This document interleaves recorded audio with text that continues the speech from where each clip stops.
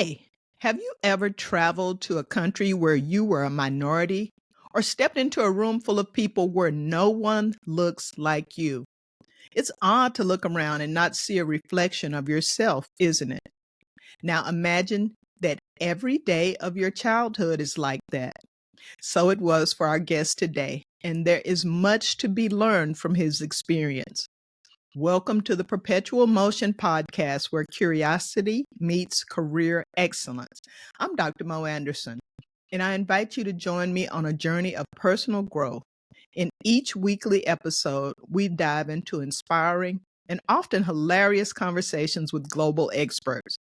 From communication mastery to relationships to wise investments, we've got you covered.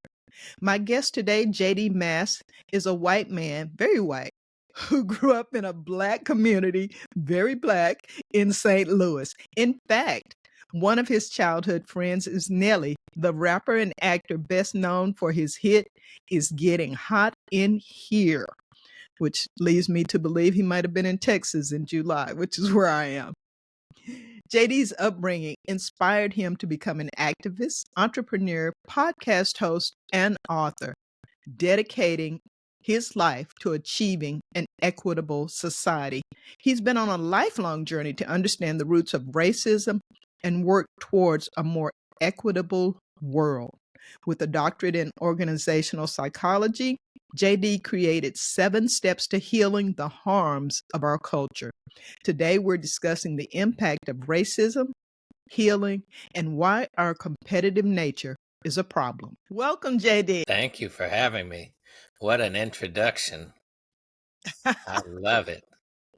Well, I read it just like you wrote it. No, just teasing. He did not write that. I could have gone on. He has a lot of accolades and achievements, and I just love your mission. I'm all aboard. We are very aligned in that regard for a more equitable society. Well, Yes. let's start with what I said in the intro. How was it for you growing up in a Black community, and how did that even come about? Well, my parents purposely wanted to raise their children in and around Black community. The why for them, whether it was on my mother's side, interactions and the family love that she received from her family was wealthy enough where they had a housekeeper and a gardener, and she actually that her brothers and sisters had tremendous love and received that love from them, and saw Mhm. a shift in her parents just due to the interactions with the family that they had. And my dad just had this kind of lifelong path for justice, and it was his desire to raise his children in a different manner in which he was raised, with Mhm. access to other communities. And so, for me growing up, as you mentioned, there were times when I would be at, whether it was nightclubs, skating rinks, even parts of the cafeteria or whatnot, or Mhm. just sitting around in other people's houses with 20 to 30 friends, and I would be the only less melanated folk there. And so it was, I didn't think much of it until, sometimes I walk by the mirror and recognize, oh yeah, I do look different than everybody else. That's a really good point that you just made. And I do look different than everybody else. And you have to pass a mirror to see it. Because I grew up in integrated schools, but I went to Baylor when I Hmm. graduated from high school. And at that time, Baylor had about 100, Baylor University in Waco had about 100 Black students out of 11,000 students. And I Wow. really could go almost all day and not see anyone who looked at like me. And I was so conscious of it initially, but after a while, and a lot of it is just the way people treat you. Right. Some people just keep reminding you you're Right. not like us, Right. as Kate said. But Uh-huh. because we had a common goal and shared values. Sometimes I would forget, and I Yeah. love my culture. I embrace my culture, but it just didn't have to be on the forefront of my mind all the time. So kudos to your parents, because with that, background in those resources, there are a lot of directions they could have gone. So I'm glad they chose the path they chose. Me And too. we're just going to ask real quickly about Nelly, because folks will be mad at me if I don't ask Yes. how you came to know the famous actor and rapper Nelly. Can you share So that? So I grew up in the greatest place on earth called University City, and around the seventh grade, Nelly moved into our neighborhood, and um, I would say short. So my best friend and I met when I was 4 years old, and Hmm. basically most of my friends came through him and his older brother. And they would bring them around or bring me around them, and so as time went on, especially because Shondo played a lot of sports, um, he and Nelly started to meet on the basketball court, and he would bring Nelly over to my house. And around the ninth grade summer, going into the ninth grade, was when we kind of made it a consistent hangout thing. And Hmm. so through high school and up through about 2004, we were best of friends. That's pretty cool. Pretty cool. Was now you're a writer. Did you help him with his bars or beats or anything? Or was it No, no, he and what I was that had like? plenty of spirited conversations about just facing our fears and going out and being the best versions of ourselves and trying to, do whatever we can. I was entrepreneurial, and Hmm. he was the most talented person in our school on almost anything you wanted to be great at, whether it was dancing, skating, basketball, baseball, football, whatever, singing. If you Hmm. wanted to be the best in our school, you were going to be up against Nelly in some kind of capacity. Wow, wow, that's pretty cool to hear, and I can see that in who and how he is now. He is an activist, clearly has a heart for community, but also I've seen him hoop in some of those celebrity tournaments. He's Yeah, got a little game. He's yeah. got a little game. We thought he'd be our St. Louis Cardinals shortstop in baseball, hands down. He was doing everything from the backflips that Ozzie Smith did when we were growing Mhm. up to everything. So yeah, he and I would go to baseball games and buy the cheapest tickets and sneak our way down to behind the Of dugout course. by the end of the game. Of course, but those gotta be some great memories for you. Yes. Well, let's bring it up to, present day. You shared with me when we spoke before JD that our obsession, our societies, and I'm thinking Western culture, but it could be in other places, that we are obsessed with competition, We, and that's a problem, that mindset. Why mhm. so? It's baked into the cake, right? So we come, and I'm speaking now just to less melanated folks. How we got there. I don't want to necessarily go through that path or argument whether or not we were born with less melanin in our skin and moved up to these northern regions, or whether through the path of coming from, the Central African Mhm, area towards a northern region, we developed less melanin in our skin because there was less sun up there. But for mhm, whatever reason, it's hard to dispute that Europe, especially 500-600 years ago, where the people with less melanated skin really occupied. mhm, And in that area, there's less resources. There's less sun. Of course, we can't be out in the sun as long, so that makes sense. But there's less natural resources.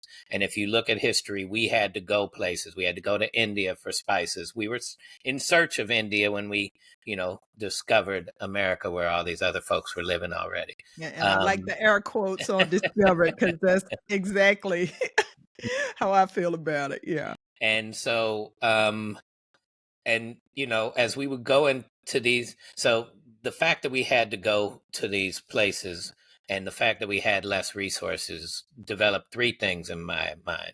One is a scarcity mentality. So I'm holding up for your listeners that can't see a bottle of water. And Mhm, Dr. Mo, if you and I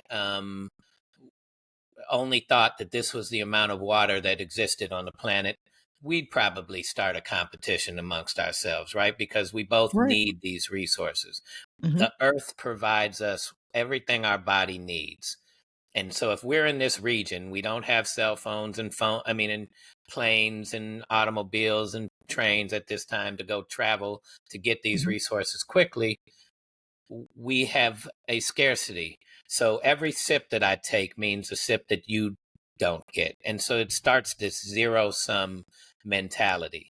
Mm-hmm. And and from that starts a level of competition. Well, I need to start looking out for myself, right? Put my oxygen mask on first, and Mm-hmm. all of these mentalities come. And so we got individualism stem through this competition idea that you and I are now competing for these resources. And if you look at our economic structures, first day of class in econ in college was there's a scarcity of resources on the planet, and we are in competition to control those resources.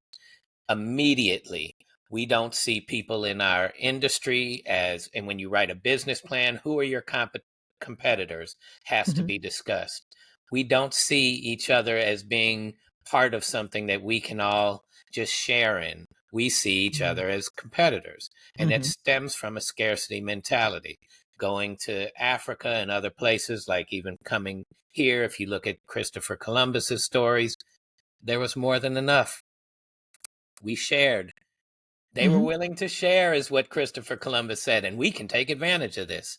So Right. I don't know if you've ever wanted something so badly that you have in your mind how you need to get it, and you don't even realize that it's being offered to you, or you can get it in a different way. You're just Mm-hmm. stuck in that mode.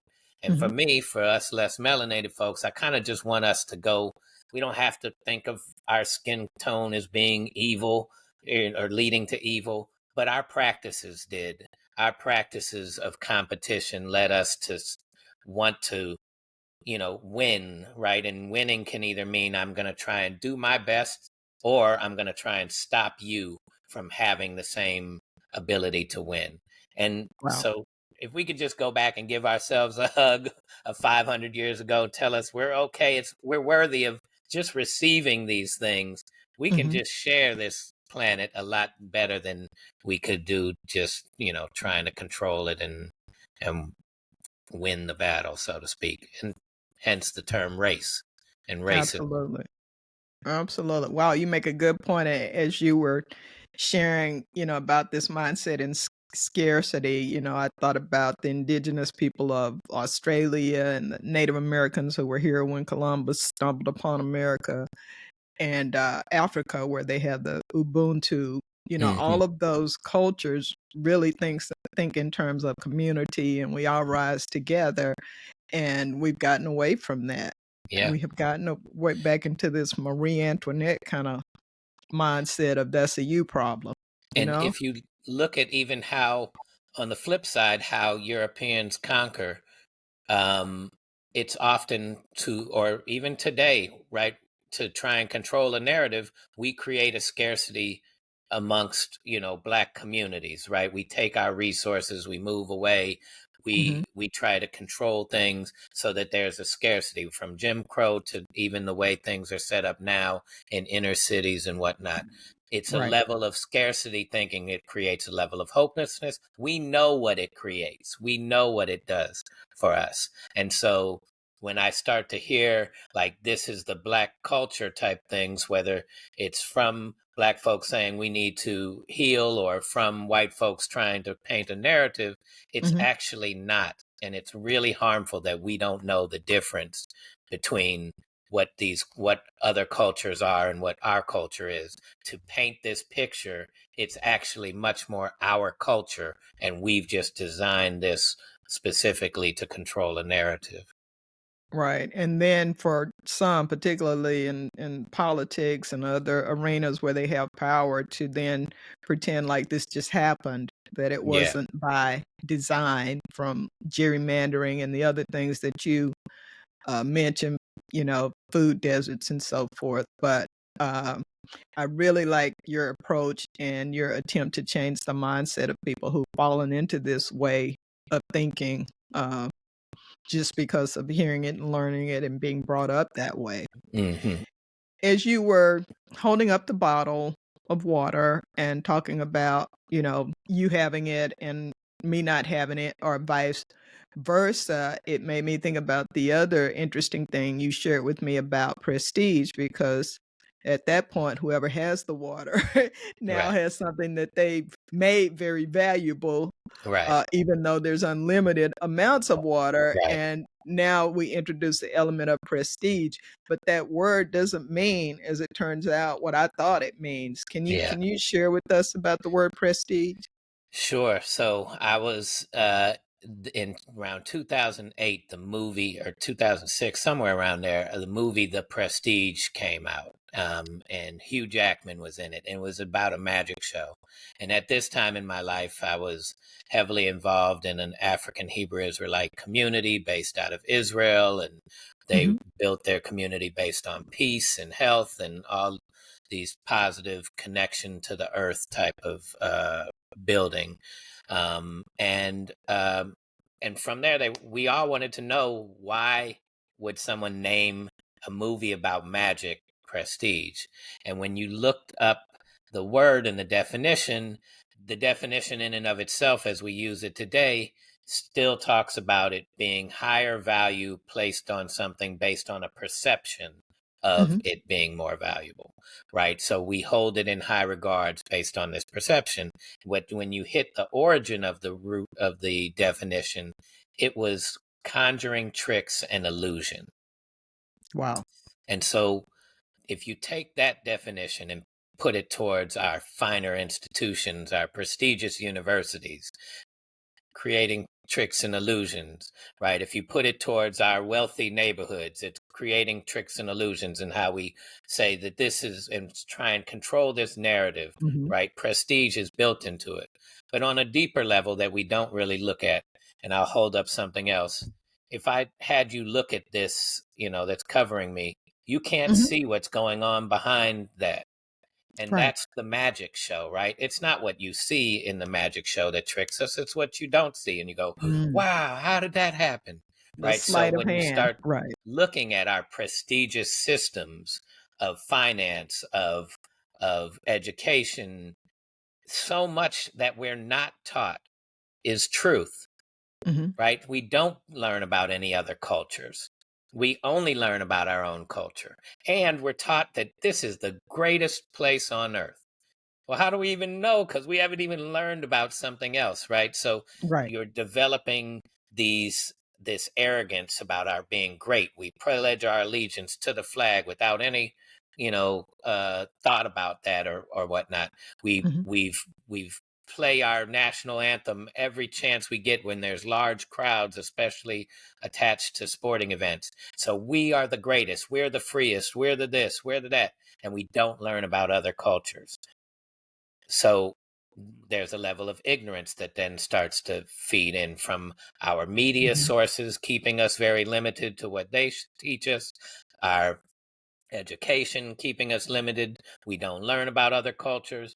And you start to develop this arrogance and ignorance that comes from this level of trickery and illusion, and Mhm. we don't learn how to just interact and be curious about other cultures and just enjoy learning about and experiencing something different. It's now you add that to the competition, and if you don't agree with me, now we're enemies instead of, We're oh at my odds. goodness, there's so many other angles we could go at that Wow. don't make us compete.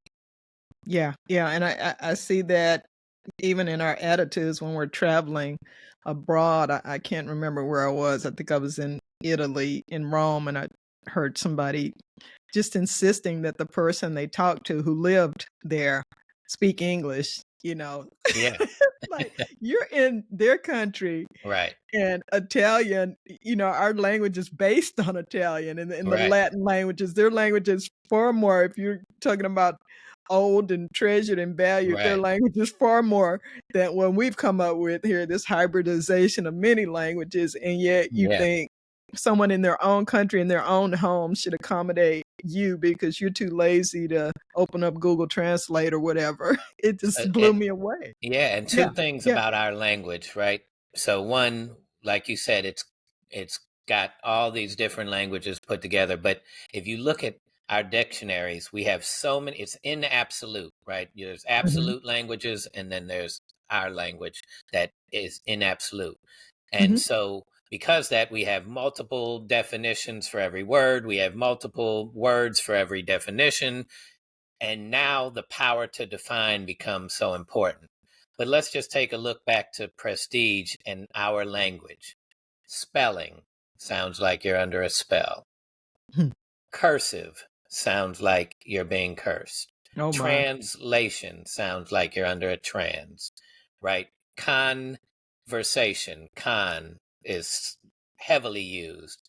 Right? There's just so much trickery in even the way that we even describe our own language that we don't even understand. It is sort of built into the cake, and so Right. much manipulation goes on that, and going back to winning, that it doesn't make me have to be honorable if I can trick you into buying my products, right? If I can tell you that Fruit Loops is full of vitamin D and riboflavin, and that's good for you, it doesn't matter that it's full of artificial flavors and And artificial sugar, sugar, colors and sugar. sugar, yeah, processed sugars and all these things that hurt you, because I'm telling you is some other trickery type of thing. And that's part of the prestige, part of the magic show. I just told you about vitamin C is in it. Okay, Mhm. but there's also tons of harmful things that you're not telling me That you is in it, don't see. right? Our politicians speak in one liners. Why? Because they can get away with that. But there's so much more that they're not telling Right. us that they would be doing, right? Right, So right. there's just so much, which is why we're in this place of confusion and not able to trust our leaders and Mhm. whatnot. I mean, this is where we are, and it's a built-in response to how things have been set up and structured in our approach. And as we're speaking, we're in the middle of a really big campaign for presidency. And you're right. I just watched one of the candidates speaking, and it's all about the one-liners and the Hmm. sound bites, really more about how can I get this to go viral than it is how can I really inform and educate Right. people, and not even answering the questions that they're asked, but it's done so often that we don't even notice anymore that, yeah, that was a really nice answer, but it had nothing to do what Right.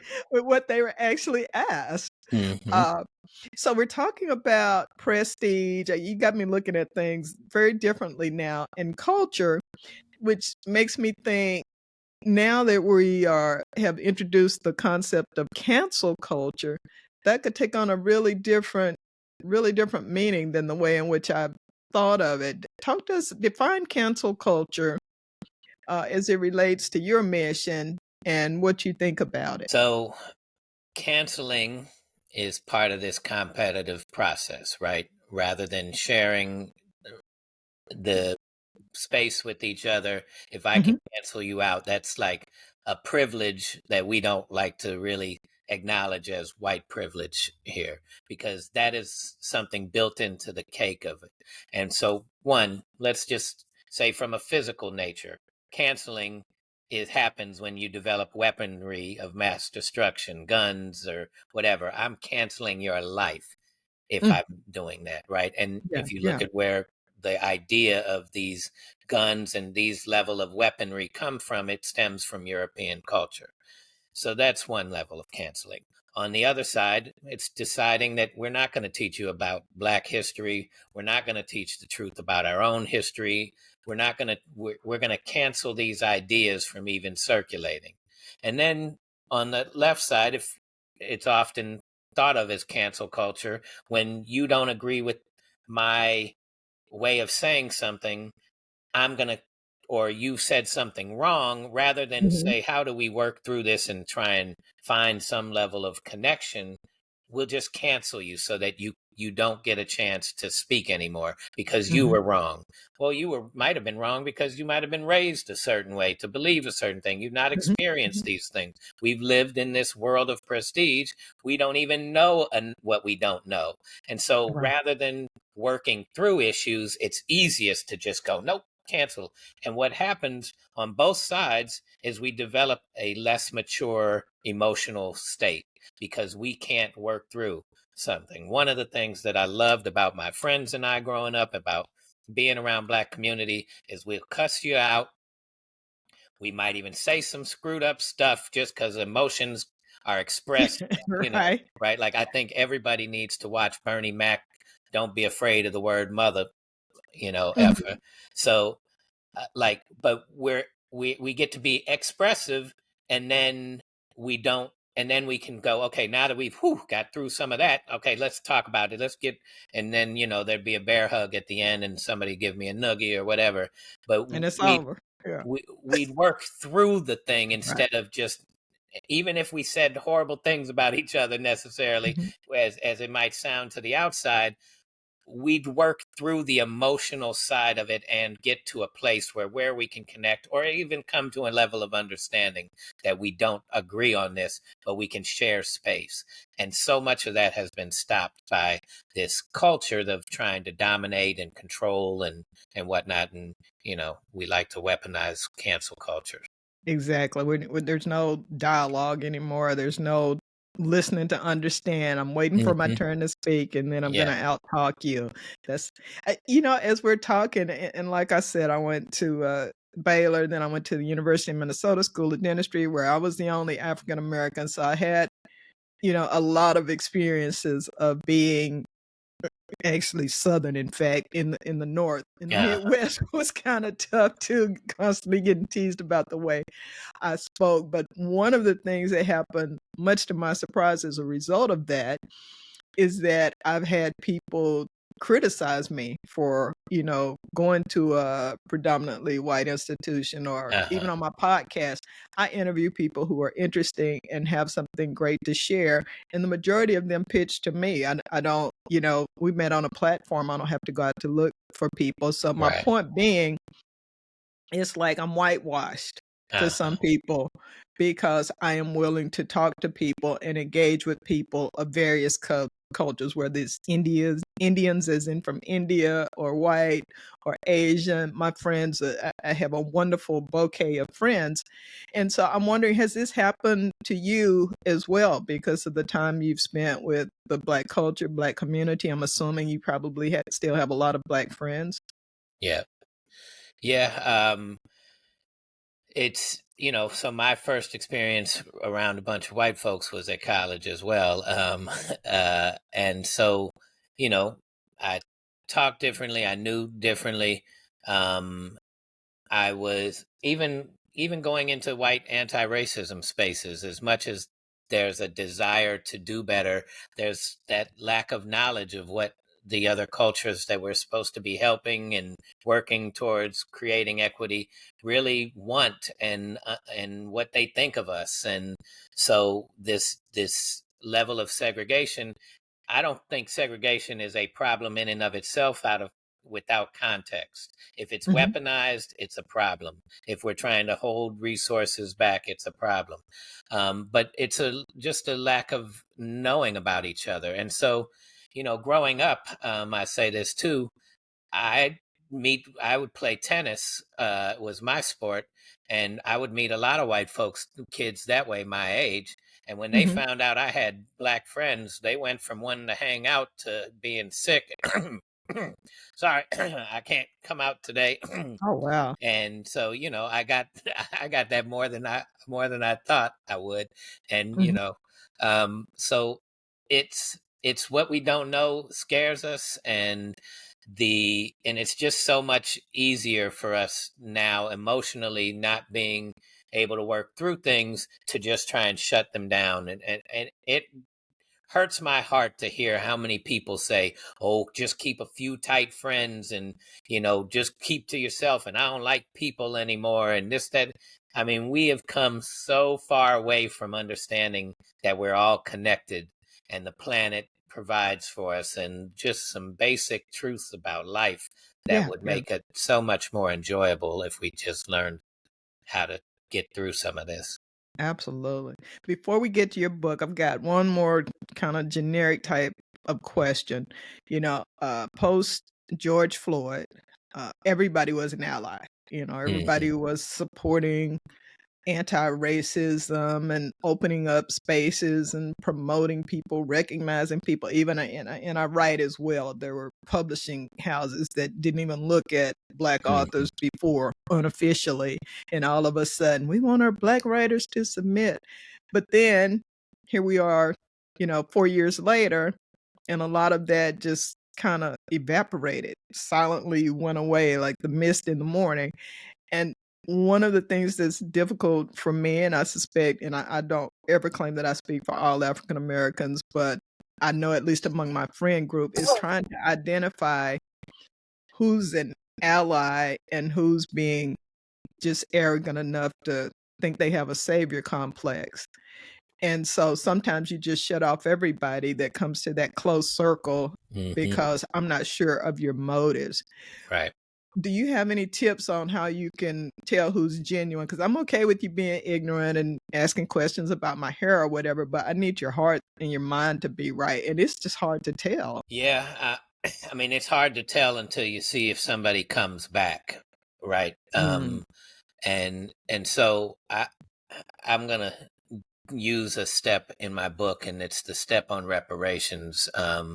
And what I compare it to is an injury, right? Like, let's say I'm walking across the street and somebody purposely comes and drives their truck over me. I'm in the crosswalk. I got the walk sign. I'm doing the right thing. Somebody comes and purposely drives their truck over me. mhm, mhm, I'm badly injured. My head's been battered. My back is, spine is out of place. I got busted up knees and torn ligaments, and I can't walk and move. I need repair. And I don't get repair by just sitting there in the street long enough for time to have moved on. It needs to be intentional, and it needs the work of the community. So if other people are walking past, they don't normally, that our human nature wouldn't be to go, I didn't do it, let me keep going. Although more and more right, today we might be like that. But you would hope that somebody would want to come by and call the mhm, ambulance. And you would mhm, hope when the ambulance showed up that they didn't go, I didn't do it, I'm not going to help you. Right. And so without taking some intentional community work towards healing the harm of my leg, and that means I have to participate too, even though I didn't do it either. Right. mhm, I still have to work on it. There's a process that needs to go in it. We need doctors involved. We need all, ambulance. We need the people that call. We need my family support. We need all of these different things because we're mhm, connected as a people. And if we don't heal it and wait, and now people are going to get irritated. Okay, you're in the middle of the street. It's been long enough. We need to keep going and drive. We didn't do this to you. Please get out of the street. The more I move on my own without having an intentional purpose to healing that, the more opportunity I'm going to have to continue the harm to my body. If this knee is screwed up, I got to put more pressure on this leg. mhm. I'm going to, screw up this leg. There's more things that happen if we don't heal the harms of our Right, right. culture that continue this process. And so I think we just need to really see the value. If I'm the person that calls the ambulance, I feel better about myself for helping somebody. If I'm the doctor and I help someone, and mind you, when I cut you open to operate, I'm harming something else just to be able to help. This process comes with pain. Healing comes with pain. Even strengthening comes with pain, right? When you tear Mhm. your muscles and then they heal the next day, you feel pain after you've worked out. Right. We're trying to avoid pain so much in our society rather than understand it and learn how to be one with it. And I just think that we need to better understand that the healing process is going to be great for us all, but it also takes intention. It takes working through that pain. And so, going back to your story, so many of us with less melanated skin get to show up because we have an aha moment and we have zeal and we want to do help. And the moment we feel some discomfort and pain, we have the privilege of leaving and going, okay, or we show up as in the George Floyd thing, and there's a lot of momentum, and we don't have a clue how much really needs to be done. And boy, does Mm, it get exhausting. And are we still talking about this now? yeah. And it's because we haven't gone through the healing process. And the healing process can take setbacks, right? I could feel good about my knee one day and I'm feeling great, and Mhm. I go and work out too hard and oops, I didn't screwed something else up and I got arrested for another week and it's painful, and like this is going to happen, and emotionally we need to be ready for that to truly heal. I just Right. think there's a real beauty on the other side of that healing. Wow. Wow, great explanation. I've never heard, reparations addressed like that. I love the analogy, and we were going into your book now. You just shared one of the steps. Let's talk about your book, 7 Steps to Healing. I believe I have the title correct. If not, correct me. I'd love to know, I think I know what inspired you to write it, and then kind of a summary or share a couple of steps, what readers will learn if they download this wonderful book. So the book has first half of it is memoirs, stories of my journey, my parents raising me and going through Nelly's success and Hebrew Israelites and white anti-racism groups, and my journey to uncover the why racism exists. Mhm.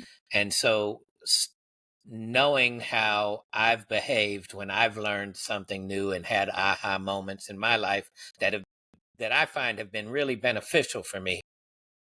And I'll use my veganism as a or plant-based diet. When I started to go that direction and I saw some of the benefits, everybody had to be vegan or you were going to die. I mean, like I was so zealous, right? And so that's why Right, step right. one is don't take a step. Seek some understanding before you run out with your zeal. You could do harm and you could upset people and you could, make things worse because we don't know how. We just learned this, right? Oh my goodness, Mhm. George Floyd happened. There still is racism. Let me go fix it. No, if you just learned something, you don't know enough about it. So step This one is is let's true. seek some understanding and go back Mhm, to, as we discussed earlier, that scarcity mentality that develops competition. The Dr. Claude Anderson defined racism as the race of Europeans to want to colonize. So this was race between European nations, right? mhm. Uh, uh, um, not Egypt, England and Spain France. and Portugal and all of these Mhm, places that have colonized other places. This was a race to control resources. And racism, as we see between black and anti-blackness, it's about limiting the control of resources for black folks. That's the mhm, heart of it. We have bigotry inside of it. We have all these other things, but at the heart of understanding racism, it's about controlling resources, right? And if we don't understand that, then there's mhm, not as much help we can do in hoping to just, tell somebody don't say the N word or don't do this. It's we need to go deeper into that. right. So learning that understanding. Step two is to acknowledge the harm, right? This this harms us all. This level of competition and everything harms us all. This desire to control outcomes and control resources harms us all. And I call Mhm, it playing God. So beyond the anti-black racism, which I dive into the psychology of what did it take to really enslave a people in a chattel slavery way, there is a deep psychology that has to take place. I can't just tell you, hey, Dr. Mo, I really want to control these resources. I don't want you to have any. Could you come over mhm. here and be my slave? No. So we got to use prestige. We got to use trickery, Mm, but it's about controlling the mind. I'm also going to mhm, have trouble, even though I'd love to make it seem like I beat you into doing so. Dr. Mo, you don't want to do it? I'm just going to whoop you, and now you're going to do it for me. eh, you're probably not even going to work that way. But if I raise you as a baby to believe that you are lesser than, that this is your purpose in life is to serve me, and I mhm, raise my children as babies to believe that having less melanin in our skin is makes us more powerful. And this being the lie that our systems are based on, creates the prestige of our systems having to use lies to set up this idea that we look like we're better, we know more, right? So even in our fixing, we come with this white savior of being, oh, nope, I got this. I know y'all, you poor Black people, you don't know what you need done. I got it. Don't worry about it. Mhm. And even in our good intentions, we're bringing our white supremacy culture to it. Wow. And On that's the other that's side, led to the you just I want you to finish what that's led to. You made me think about Isabel Wilkerson's book, Caste, Mhm. which is how the system was created. You just explained it very well of the striation of different people and assuming that some are more valuable than others. Yeah. And we have to build the system to make it look like that's the case. On the flip Mhm. side, just control in general leads us to manipulating things, right? So when I talked about earlier, there were three things that happened when we were in this land of scarcity. One is the competition that came from it. Two is a lack of health, right? If I don't get 100 and I think it's 8 elements that the earth provides us, that the earth is made up of, and so is our bodies, then Mhm. my body is imbalanced and you get the dis-ease or disease. And if you look at how we conquered lands, we often Mhm. brought our disease with us in conquered Yeah. lands. We love, again, through the prestige to tell the story. We were just bigger, badder. We were conquered them. Well, we look all muscular because we were shooting our guns. But we brought a lot of disease and we killed Mhm. off folks because of our diseases. And that's because our bodies weren't getting everything that we needed. Mm. And if the earth isn't providing us with everything that we need, we don't have the same appreciation that indigenous and aboriginal cultures do. When you recognize that the earth is giving us everything, being one with the earth makes so much sense. When you don't have that, we're disconnected. So using the earth for what we need to try and make things work for us becomes our psychological approach to this. And Mm. if you look at our approach, we developed an atom bomb by splitting the essence of life. We manipulate our fruits and vegetables and seeds to grow. This is something already existed. We didn't make these things to Right. grow a certain way to absorb chemicals because we don't want to deal with these pests, as we've called them. Right? Like the amount of manipulation that just goes in and stems from our culture. And when Oppenheimer talked about after he made the bomb, we've made an evil thing. Maybe we shouldn't ask how things work. And I'm paraphrasing. It Mhm. wasn't the question that was the problem, it was the approach. We asked about how things work so we could control it. If we asked about, indigenous cultures want to know how things work so they can be one with it, right? Right. Aboriginal cultures want to know how things work so they can be at one with the planet and Mhm. participate. We're all Mhm. connected, but we lost our sense of connection. And because of that, we cause so much more harm, maybe unintentionally, without understanding ourselves. Wow. So that's Wow. step two. Excellent, excellent, and I'm sure the other steps are equally fascinating. I'm looking forward to reading the book. It's just been crazy here with the new grandbaby. I haven't had a chance to, but it's on my list, and I look forward to it. And I'll give you my feedback and a review. But what I read, the summary and the highlights, it's truly impressive, and of course, what you've shared today, just is. Really, really fascinating. I can't I was getting ready to wrap up, but we gotta talk about your podcast a little bit because you host a podcast with a Black guy named Corey, right? Yes. How did that come about? And my real question is, how have you changed since you started sharing, exchanging perspectives with Corey? So, how it came about, and I'll try and summarize it quickly, is on a very small app of LinkedIn, all Black folks looked alike to me. And Corey spelled his name the same way I knew a different Corey May.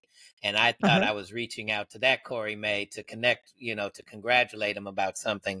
And he responded, hey. And then as we started to talk, he responded, I'd like to get to know you better. And so Wow. we exchanged information. I had to look up and see this was Corey May from Iowa, not East St. Louis, and so we started talking about our growing up and found it would be interesting.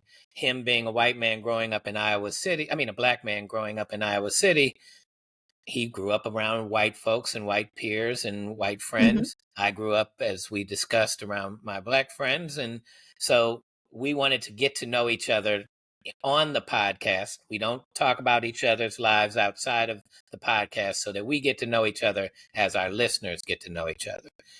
Mhm. While I knew there's a power dynamics that existed, hearing the reflection of it really made me zone into that, right?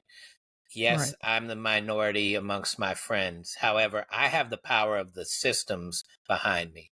I can Mhm. go do things for my friends that they can't get away with. Mhm. Corey had has the opposite of that. He's not only the minority, but he's a minority amongst the power system. So his head has to be on a swivel, staying woke as it was originally termed, to make sure that these white folks don't set him up, don't use the system. He's not going to be harmed by some angry white man that just wants to cause harm to. So he has to grow up in a different power dynamic. Again, I get to see representations of all sorts of things. Corey Mhm. didn't get to see Soul Train growing up. He didn't get to see things that Oh, were no. representation. That's a Exactly, travesty. He didn't see so travesty, right? Exactly. dog He cutting in. he's he's he's a storyteller, an international storyteller by trade, and one of his stories is about being a very young child looking for a GI Joe figure that looked like him, right? Mm, And hello. I how relate. he had to go to Gary, Indiana just to find one with his aunt. And Mhm. so we talk a lot about representation and how much that means to us growing up. And so, that's the impact, and that's the depth of the side of the reverse side of things that I had to really start to think about more and I more. like it. I like and what's the name of the podcast? They didn't Same get that difference for me. podcast. And Same Difference Podcast. podcast. Okay, we'll Yes. drop that in the show notes along with the Yes. link to your website and your, uh, books, but what is the, call to action? How can listeners connect with you and learn more So about you I'm and what you're doing out there? I'm working on finalizing with the Anti-Racism Academy, started by a black woman named Brandy Blocker Anderson, who was recently part of the Biden administration for DEI work. Um, on her platform, I'm working on a online course that I want to be actively a part of. Mhm. For the 7 steps of healing the harms of our culture, and so that I'm hoping to be interactive. I'm speaking to college students. That is my target audience, age wise, because you're learning how to become an adult at that time. And they're the most receptive to really hearing this, right? So many of us, as we Mhm. become older, have to be built into this system that it's very hard to see a way to let go of it. Whereas if Right. I can catch you early on, you can start to see how to do things differently and approach things differently. And so that's where the majority of my work is done. And then just spreading the word when I get chances like this great platform to interview and whatnot. And you have been a great guest on this great platform. Thank you for that compliment. I know you do a lot of these, and I received that and appreciate it very much. This has been a fascinating interview. I can't wait till it's uploaded to hear the feedback, but I've learned a lot, and I really appreciate you and your time and energy for Well, this great cause, JD. thank you very much. Keep up the All great work. right. Thank you. Thank you, listeners, too, for your support of this woman owned indie podcast. Remember to like, subscribe, and share for more like this. Until next time, be safe and be well.